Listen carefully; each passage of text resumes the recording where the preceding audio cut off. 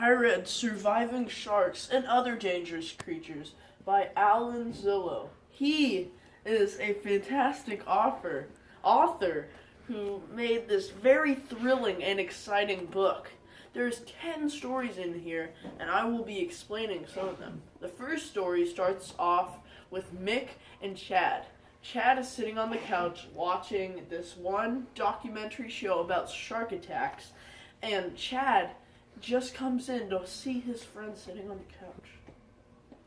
They talk about shark attacks and how likely it is, and Mick talks to Chad about how his chances of being eaten by a shark are about the chance of him dating this one girl. That was quite the roast.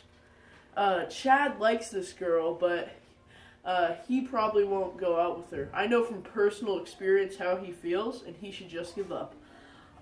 Anyway, back to the story. They go out and decide to go on a quest going fishing with their father.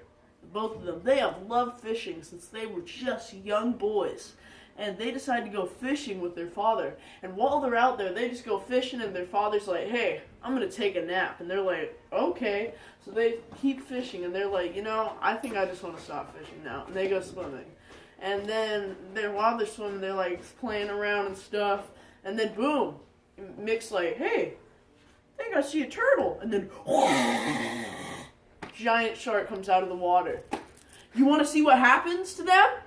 Read the story. That's not it, though. No, stop it. Okay, and then the second story starts with a girl named Serena and her younger sister, Lila. They're both savages, and they go to visit Africa for the summer. And they're like, kabam, we're going to go all over the place checking out stuff. Serena is actually a sophomore in college, and Lila is a 7th grader. And they decide, while the men go out to do the stuff, like playing sports and stuff, they decide to go with the woman to check out the crops. And they learned the elephants sometimes stomp on the crops.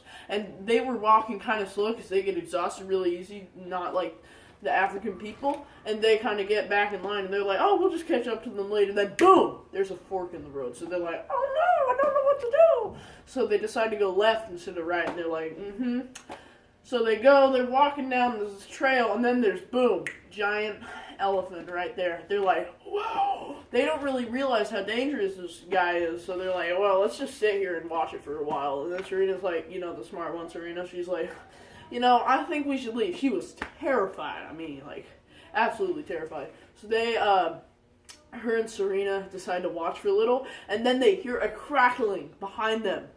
If you want to know what was behind them, fam, then read the story.